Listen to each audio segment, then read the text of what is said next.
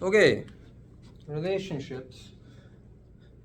Today we're going to talk about something very important, which is core to all recovery, is this idea of perpetration and abuse. I'm not talking about criminal perpetration, although of course that's included. But in psychology, anybody who attacks someone else is called a perpetrator.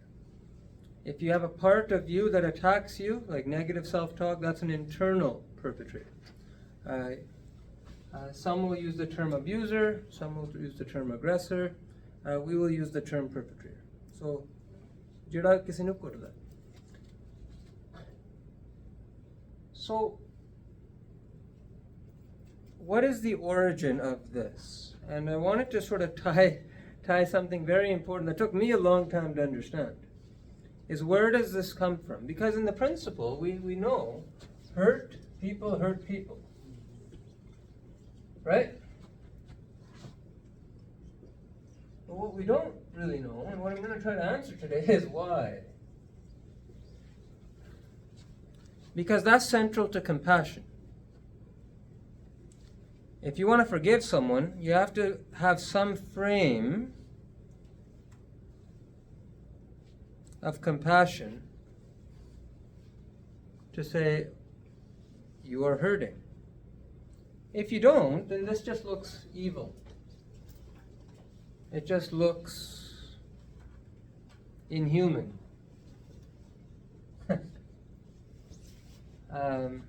Whereas in reality, it's not evil, it's not inhuman, it's amygdala. But how does it actually work, and why does the amygdala turn on? And that's what I'm going to talk about. So basically, there's two things that lead to the desire to attack someone. You all do it, by the way. You all do it. I do it. Everyone has it. And there's two things that lead to it, and one is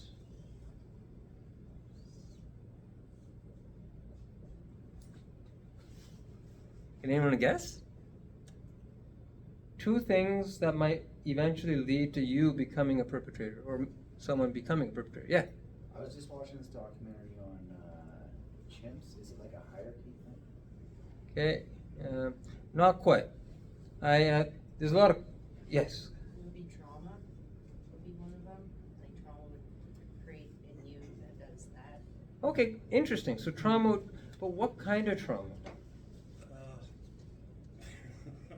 Would it be like Not like the details. I don't want to go into detailed trauma, but this is a guess what I'm thinking question, which I'm an expert in. I ask these a lot, so let's give you the answer. So one is victimization. Repeated victimization.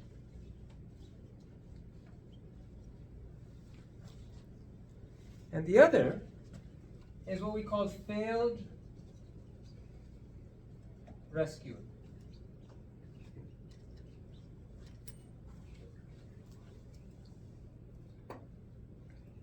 Repeated. Not once, but like millions of times, thousands of times. Why do you think that might be? Why might repeatedly being victimized or repeatedly being failing to rescue, why do you think that might produce perpetration? With the victimization, like if you get victimized too many times, then you're going to not want to be victimized. So if you become the aggressor or the person fighting first, you would think you'd get hurt less. Okay, so there's a logic to that, isn't there? Okay, any other thoughts? You kick into survival instinct. Yeah, it is as simple as it sounds. You get hurt enough, a dog, if we take this, everyone knows this about dogs, right? If you cuddle a dog, they're not likely to bite you, right? But if you go and you start hurting a dog, or you back them into a corner, they're going to bite. They do the one thing they have control over, they will bite.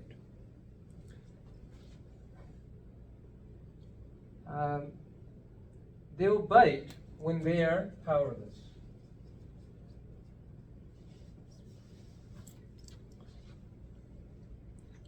We victimize others. We attack others. But before we get there, you have like a little like bar in the, inside you have like a little you have kind of like a little a thermometer. And you get victimized a bit and a bit more and a bit more, and then maybe it stops for a while. You do a bit of therapy. You kind of erase that, but then a bit more, and over time, you kind of go up, and eventually, bing, the powerless meter is full, and you say, no more. It's not changing. I'm going to take control, I'm going to take power, and I'm going to do something to someone else with that logic. If you can't beat them, join them. That's kind of the, because they seem to be fine. They seem to have no one seems to bother them. Is that true, actually? Because hurt people. I guarantee you, people who hurt people are getting hurt all the time. Like, hurt people. And it's just like a big, long chain of, history, really. So, repeated victimization, someone attacking you again and again. And then there's this one. Repeated failure to rescue. How might that go?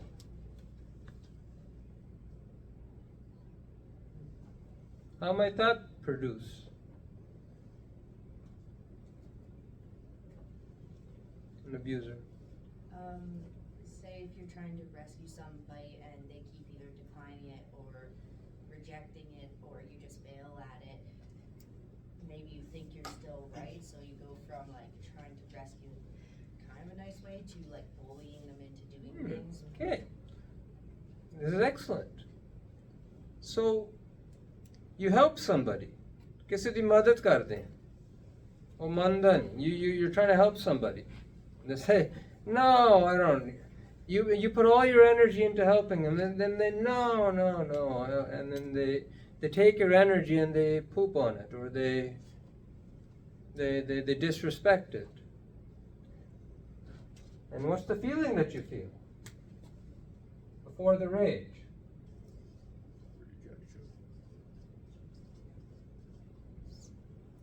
Rejection is because of powerlessness.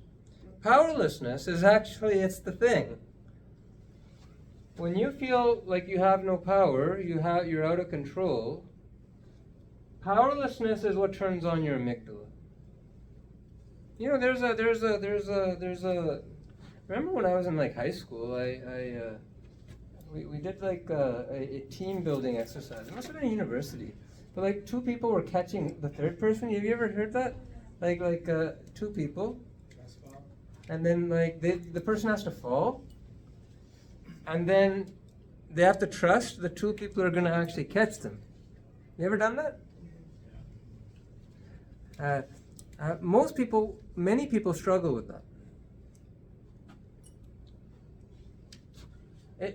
Because powerlessness is very, very, very, very scary, especially to people who've been victimized a lot in life. And so, when you fail to rescue someone again and again and again, you become more and more hopeless. And again, at some point, it creates this little bar of experience, and then you kind of, it happens again and again, and if the bar is big, if it's small, and at some point you make a decision. Maybe they deserve what they're getting. You can't beat them, join them, because this feeling's no good. So we start to perpetrate. This is true inside the mind. In trauma world, we deal with this all the time.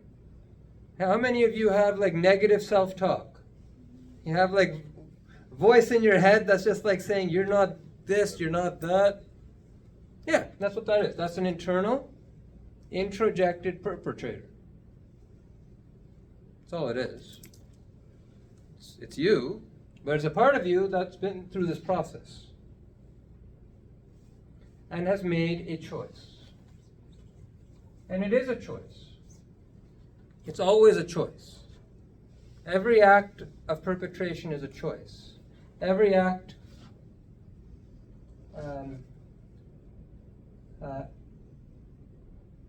to stay in these roles and not look outside the box. This week we've been talking about relationships.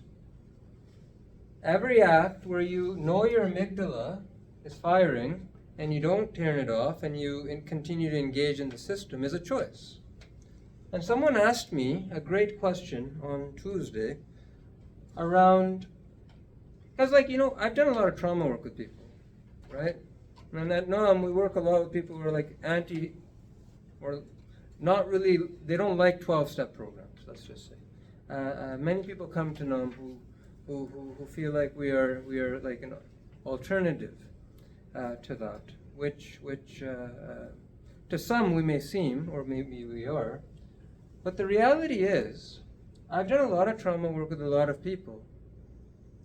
Does it always stop the drinking? It doesn't. Does it always stop the drugging? It doesn't.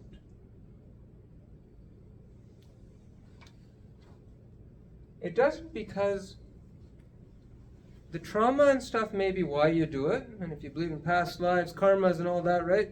That may be why you keep getting put into these situations. And that sucks. And that's like the lesson in it. There's whatever that is for you to learn in that. That's the pressure.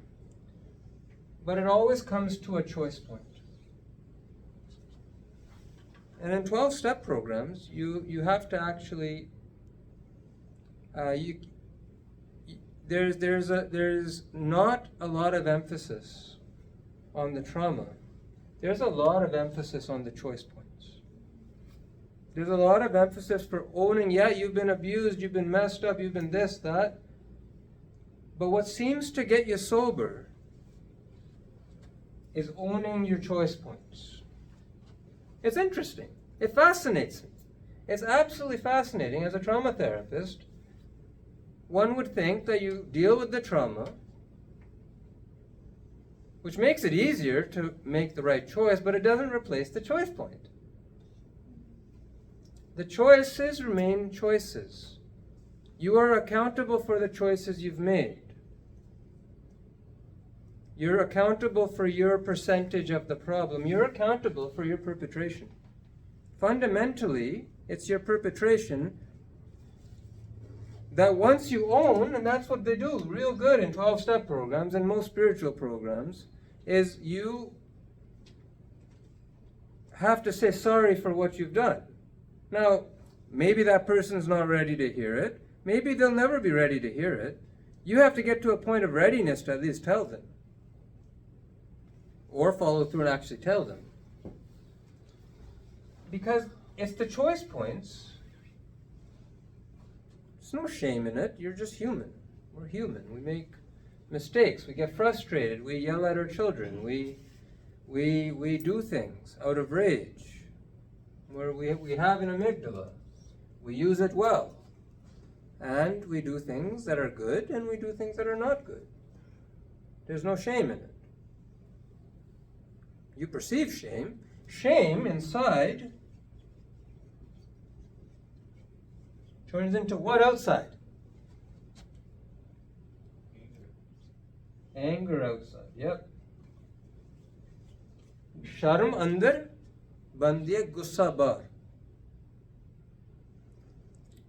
Shame inside is anger outside. And what do we do in the anger? We make choices. Those choices involve direct or indirect, right? No one wants to think of themselves as a perpetrator, but how many of you have done a passive-aggressive perpetration?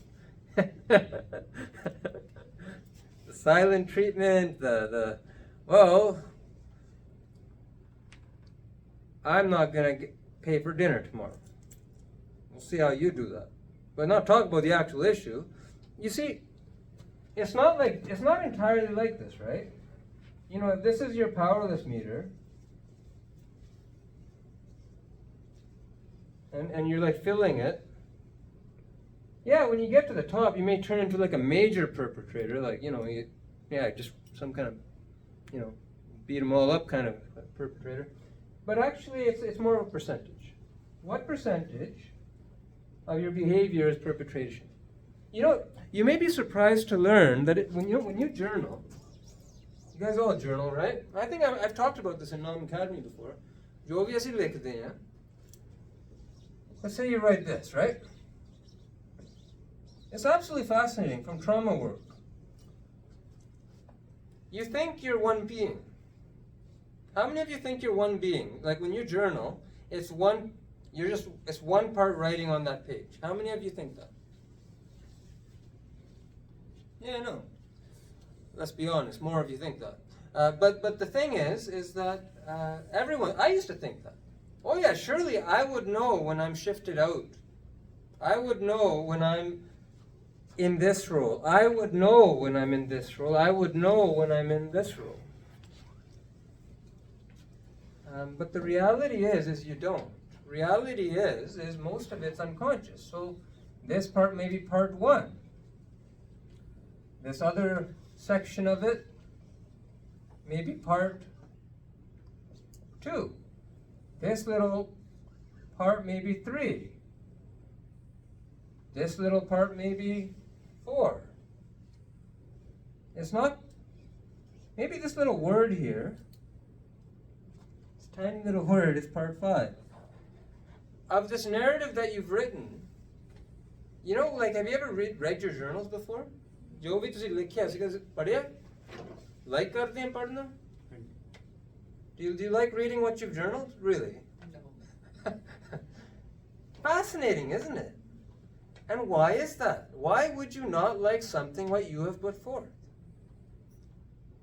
Because when you do that, parts that are not aware of each other become aware of each other. They're designed not to become aware of each other. That's dissociation. And so then it's like you get bellyache, you get this or that, and you know. But that's recovery. That's you gotta this is you. Nothing bad about this.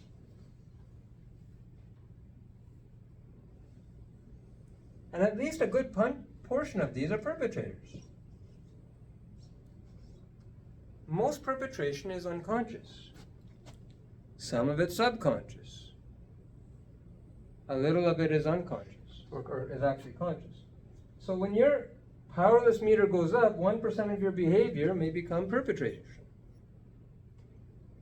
Maybe that's unconscious. Get into the middle. Maybe 50%. And it's a mix of unconscious and subconscious. And when you get to the 100%, now you're conscious, subconscious, and unconscious. The perpetrator. So relationships have a percentage of each of these behaviors.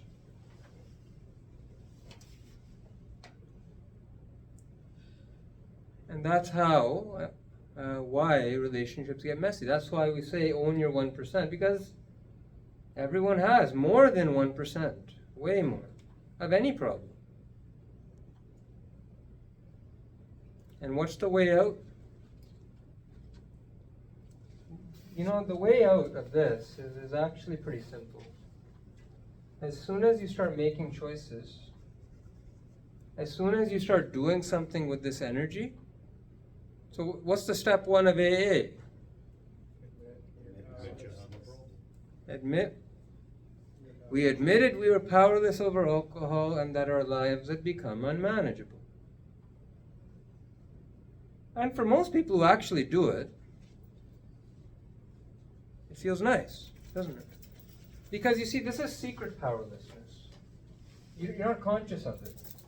You're resentful of it. But as soon as you acknowledge that that's how it is, I feel powerless in this situation. Koi taakat nahi hai mere kol. That actually relieves a lot of pressure off the system. That's how it works. And then you can relieve some more by asking a power greater than you to take a bit more of that. You get more into that.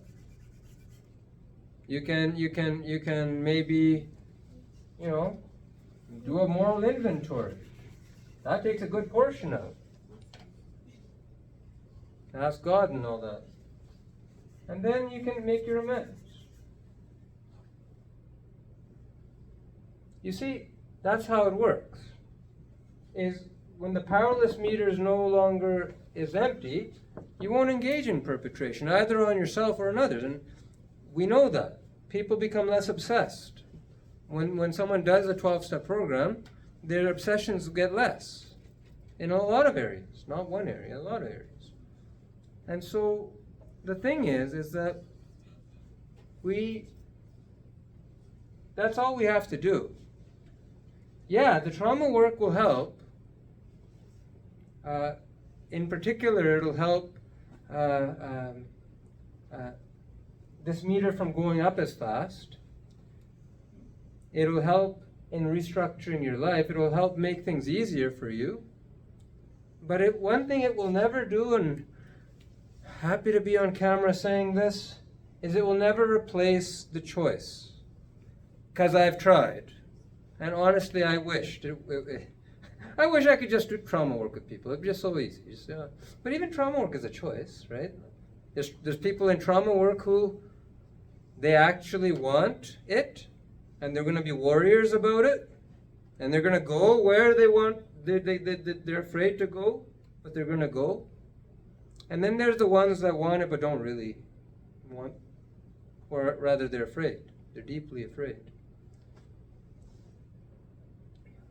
And that might be rightly so. If you're living in an unsafe environment, you should be afraid to open up deep boxes, because that's not the time.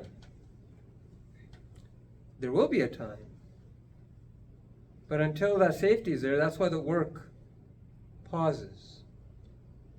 So I wanted to share that with you. Choice is central, and you always have a choice. You have a choice to take the first drink. You have a choice to speak badly to your wife or your spouse. You have a choice to speak well. You have a choice to come here. One good choice will lead to another opportunity to make a better choice, to go up the ladder. You've seen us draw this diagram. One choice leads to another choice. Another good choice leads to another choice. Maybe you don't make the good choice every time. But if you make it more often than not, one choice at a time, you come up. And your day has hundreds of thousands of choices. It has hundreds of thousands of opportunities to say, yeah, you know what? I don't appreciate what's happening here, but I'm going to call it what it is. This person, when they did this thing to you, it made you feel powerless.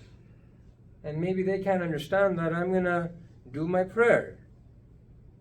That's what the resentment prayer is. Anyone do the resentment prayer? Does it work? It works in layers. I wish it was like as simple as, I resent my mom. Done, yeah! If you're really authentic in the prayer, it will. But that's a practice unto itself. An excellent practice, actually. It's a good one to do. So so that's what I have to say. Now, the last I think perhaps that I will say is generations of perpetration. A lot of times, it's not one generation. A failed rescuer, mom, will beget a failed rescue child. And it like runs in big, long chains. So,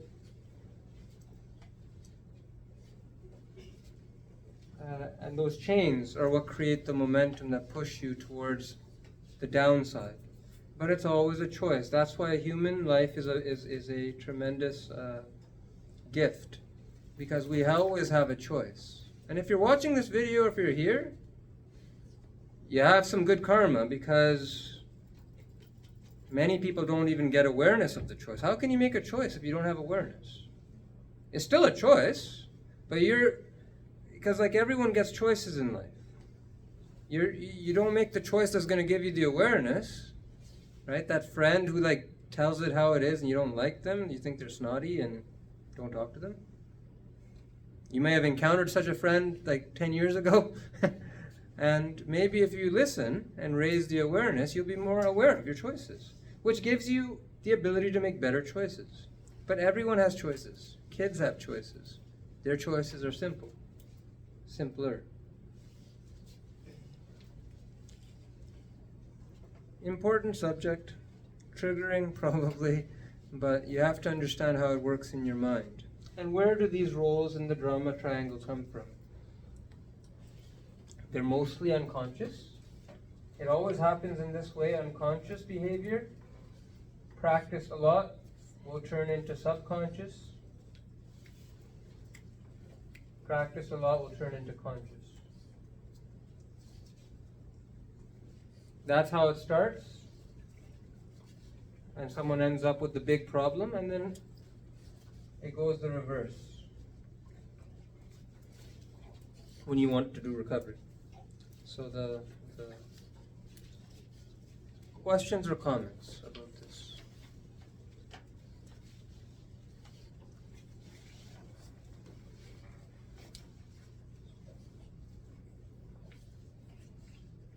Skepticism. I don't agree, Dr. Gill. I never get that. Maybe it's because I kind of... Could you think of an example of, like, say, a parent who failed to rescue their child and how that would play out? Okay, so a parent as a failed rescuer. Okay. Can anyone else think of an example of that? It's a great question. So how does it practically play out? Because it plays out all the time. Well, you know what? I went to med school. Med school, you have to do pretty good in the grades, and so one of the things that happens is parents, they want the best for their kids. They rescue them from pitfalls. So a simple example is a bicycle. Oh, I don't want Johnny to ever fall from the bicycle. So you just hold on to them, keep the training wheels on. I'm worried about my baby not having good nutrition, so I breastfeed for 5 years. What does that do? Here's a more common one. My baby doesn't like to use a bottle, or doesn't like the sippy cup, so at 3 years old, they're still using the sucker. What does that do?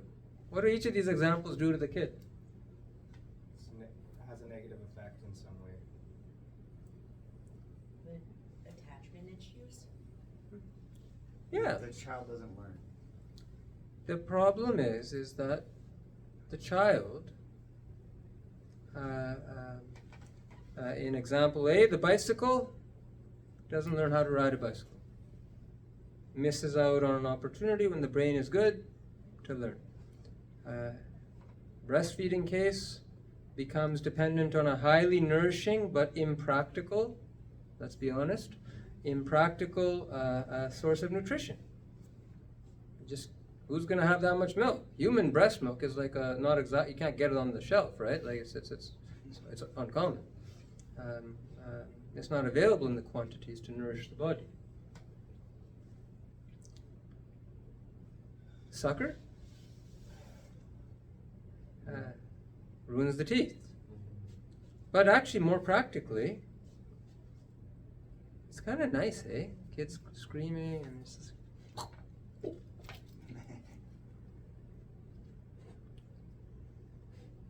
Each of these things, so here's a really interesting question, is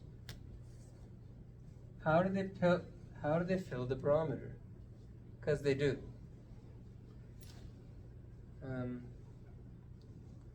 Because when something doesn't go our way, we resent it. If you can't cuddle your child to calm, it provokes a shame response, right? Shame inside, anger outside. These are the ways in which, but you can't say that. You know, I oftentimes I talk to parents like, it's okay for parents to be triggered by their kids. No, Dr. Gill, how could you say that? I'm just saying the truth. It happens. Kids, like, all these little parts in us are children. Most of the bad stuff that happened to people is when they're children. How can a child not cause triggering? They have to cause triggering. That's just compassionate recognition of the reality. Is that? And so, when you fail to rescue, it creates a child doesn't perform in their grades. You get all the tutors, all the things, and they're still not performing. And then you're not good enough, you don't do this, you never... And then we go to the aggressive ways to promote that. And it works. Because then some of the... Why I started at med school is because it's hard to get good grades. Who gets into med school? Perfectionists. How are they becoming perfectionists? It's because they're conditioned to give perfection in return for love or performance. And so, that's how failed rescuing can manifest as in parenting. Does that answer the question a little bit? Yeah. Probably over-answers the question. But it's an important question as to practically how does this actually play out? And, you know, I think there's a Christian saying, I don't know, but it's just, the road to hell is paved in good intentions.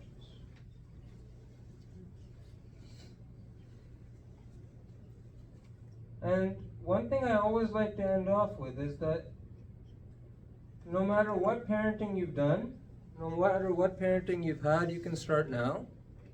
And if it takes 30, 40 years to get here, it does not take 30, 40 years to get out. That's the power of choices, of owning the choices you've made and of making healthier choices. That's the power. It will catapult you, and it won't take, if it's 45 years to get here, it's not 45 years and you're an old man. If you have a sincere willingness to own your choices you've made to date, and that you're prepared to make healthier choices. Owning the choices that you've made is oftentimes stopped by other people not owning theirs. So guess what? They have their journey too. People who hurt people are getting hurt all the time. They just don't know it, or they know it and they're not telling you. But it's just a karmic reality. So don't worry about other people. Don't worry about what they did or who did what. They're going to get theirs in this life, in next life, but chances are in this life. That's just a reality. That's a law. So make your choice. Why are you waiting? Why would you wait for others to say sorry to you and waste your precious years making choices so that other people they're not getting hurt by your bad choices. In fact, it's just you. So that's how you step out of the drama triangle. Of your mind, of your social system, that's how. You recognize there's a choice. You learn ways to turn off your amygdala, which is not aware of choices. That's why it's so fast. So this dog here, He's very quick to choose. It's not like, should I poop here? Should I poop there? He just does what he feels like. It's a he, right? Yeah, it's a he. He just does what he feels like. Your amygdala is like that. It's very fast. And that's why it's useful. Useful in survival. Not so useful in stepping out and seeing the choice before you. So choice का मतलब है decision लेना. And recovery revolves around choices. Owning the choices that you've made, which needs strength and energy. That's why in 12-step programs you don't just start there, because that hurts. You do the work. You build up yourself. In trauma therapy also, we start building resources. And then the choices become easier to look at. Healthier choices become easier to make. And so that's how it goes. Any other comments, questions?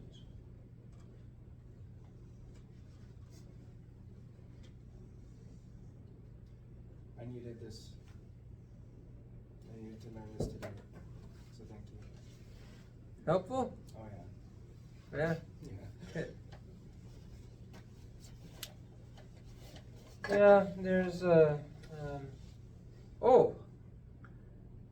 and when you find yourself making bad choices all the time, you can work backwards from that too.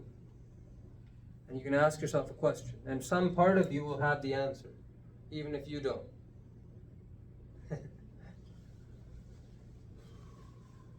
You can ask yourself, what's the lesson for this suffering that I'm to learn in this? That's one of the most powerful ways. When you start viewing the bad things that happen to you as like lessons, it's incredibly powerful. As opposed to like, that shouldn't have happened, that was breaking the law, that was unfair. What is the lesson needed to evolve me now? What is the lesson for me in this? That's an evolved way of looking at suffering. That's the ultimate choice. That will move you forward. Yeah, and that's like, easy for you to say, Dr. Gill, you haven't lived my life. Yeah, well, you haven't lived my life. You know, no one's lived anyone else's life, but that doesn't change the law. And this is one of those laws. Which is, I can look at myself. That's how you step out of victimization, actually. You want to know how you step out of victimization? You start asking yourself that question. And that's like not very popular, right? Because victims can't be the bad people, it has to be the perpetrators. Well, let's be honest, every relationship is bilateral perpetration. Either it's conscious, subconscious, or unconscious. If it's unconscious, it looks like it's unilateral. At least any relationship I've ever seen or done therapy with or couples work that I've done, what seemed simple, in the end was complicated and bilateral. And so but you can step out of the victimization by asking yourself, not that this abuse is good, that you should tolerate more of this. Oftentimes victimization is to create that lesson that you don't have to stand for it, that you have power, to find your way to your own power. And you know what's going to happen? Victimization will stop. It won't stop when you beat the other person up. They'll just go beat someone else up. But when you step into your power and become assertive and see, your universe will just suddenly create an exit point. It'll be like, that's like the promises, right? Like, we will intuitively know how to handle problems which used to baffle us. That's what it is.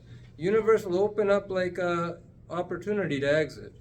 A teacher will become available. A friend will have a good insight, or you'll discover money that you didn't know was available to help you out, or a program, or you'll just say no. You know what? You'll like find your backbone and just stand, right? not out of hate. So victims who exit out of hate, they turn into perpetrators. Victims who find their own power step out because they view this with compassion for what it is, for hurting people. That's the embodied, powerful way to exit the triangle as a victim. Because there's a lot of victims out there. I'm not saying they're bad. Victims, their lesson in life is to discover power. And if they don't, they get out of one. We see this in domestic violence all the time.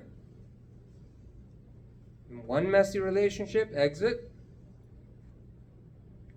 Second domestic violence relationship. Exit. Third. Exit. Fourth. And then they do some trauma work and they figure stuff out, and then they find a healthy relationship. But until it happens, it'll be the sixth.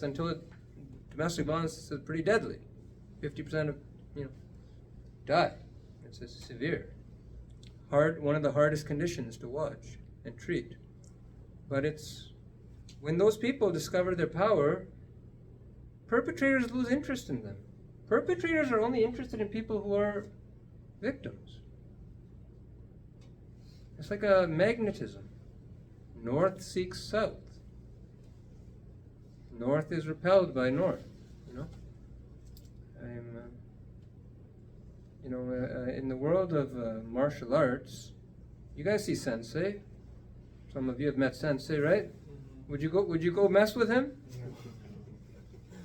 Let's say you meet him for the first time. Would you go mess with him? Would you, like he was a DI or something? Would you be like, I'm going to mess with this guy of all the people? Would you go and throw a punch at Sensei? No. Only if you want to find yourself on the floor. And you don't even need to know. You don't even need to know anything about him. You take one look at him and you're just like, this is not the one for me. I'm going to go, this fish looks easier to fry. And so he won't. When a victim steps into their power, the perps will lose their interest. So really, the victim is the most powerful person. The victim needs to step up and can. And when that happens, through recovery, recovery is the recovering of your power, of your authentic connection to Source. That is when only love will find you. Only good intentions only benevolence, right? That's your aura will invite that. I used to get lots of racist kind of like Paki and this and that going down the street. It's been years. It's been almost like a decade since I've heard anything. Guess what? It's also been a decade since I've really built my energy.